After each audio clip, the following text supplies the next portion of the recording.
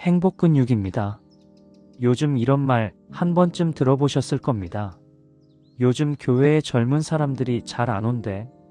예전보다 예배당이 한산해졌다는 이야기, 청년부가 줄었다는 이야기, 어쩌면 교회 안에 계신 분들에겐 익숙한 말일지도 모릅니다.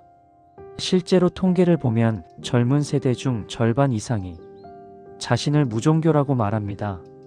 개신교를 포함해 종교를 가진 청년의 비율은 전체 인구 비율보다 확실히 낮습니다. 이 지점에서 우리는 쉽게 이렇게 말하고 싶어집니다. 요즘 젊은이들은 신앙이 없어서 그래. 믿음이 약해져서 그래. 하지만 오늘은 그 결론을 조금 미뤄두고 싶습니다. 정말로 신앙이 사라진 걸까요? 아니면 다른 이유가 있는 걸까요? 조금만 천천히 들여다보겠습니다. 요즘 젊은 세대가 교회에서 멀어졌다고 말할 때 많이 나오는 이유 중 하나는 교회에 대한 신뢰입니다. 특히 개신교에 대해 젊은 세대는 꽤 냉정한 시선을 가지고 있습니다. 공격적인 전도 방식, 돈과 권력의 문제, 누군가를 배제하거나 상처 주는 말들, 이런 장면들이 뉴스와 SNS를 통해 반복되면서 교회 전체가 하나의 이미지로 굳어져 버린 측면이 있습니다. 중요한 건 젊은 세대가 신앙의 내용 자체보다 신앙이 드러나는 방식에 상처를 입었다는 점입니다.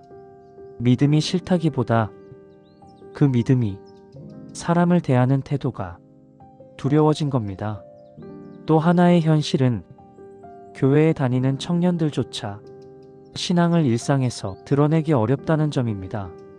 교회 다닌다고 말하는 게 괜히 눈치 보이고, 괜히 설명해야 할 것 같고, 괜히 오해받을까봐 조용히 숨기게 되는 경우도 적지 않습니다. 신앙이 삶의 힘이 되기보다는 부담이 되는 순간이 생긴 거죠. 그렇다고 해서 젊은 세대가 아무것도 믿지 않는 건 아닙니다. 오히려 요즘은 이런 말이 더 익숙합니다. 나는 종교는 없는데 영성은 있어. 조금 낯설게 들릴 수도 있지만 의미는 단순합니다. 특정 종교나 제도에는 속하지 않지만 삶의 의미, 마음의 평안, 보이지 않는 어떤 것에 대한 질문은 여전히 가지고 있다는 겁니다. 그래서 명상을 하고 자연 속에서 자기 자신을 돌아보고 템플스테이나 마음 챙김 같은 프로그램을 찾습니다. 기도라는 단어 대신 숨고르기, 마음 정리라는 말을 쓰기도 하고 신앙 고백 대신 나를 붙잡아주는 무언가를 조심스럽게 이야기합니다. 종교는 멀어졌지만 영성은 오히려 다른 방식으로 살아있는 셈입니다. 이 현상은 한국만의 이야기도 아닙니다. 해외에서도 젊은 세대는 전통적인 예배나 교회 출석은 줄었지만 영적인 세계의 존재, 삶 너머의 의미에 대해서는 여전히 높은 관심을 보입니다. 기도를 덜 해도 아무것도 아닌 세계라고 단정하지는 않는 겁니다. 이건 신앙이 사라진 게 아니라 신앙의 언어가 달라졌다는 뜻에 가깝습니다. 그런데 흥미로운 점이 하나 있습니다. 모든 젊은 세대가 교회를 떠나는 건 아니라는 사실입니다. 불안이 큰 시대, 관계가 느슨해진 사회 속에서 어떤 이들은 오히려 교회에서 공동체와 안정감을 다시 찾기도 합니다. 특히 혼자 버텨야 하는 시간이 길어질수록 누군가와 함께 있다는 감각, 규칙적인 리듬, 서로 안부를 묻는 구조가 필요해지는 사람들도 있습니다. 그래서 교회는 어떤 이들에게 여전히 머물 수 있는 공간입니다.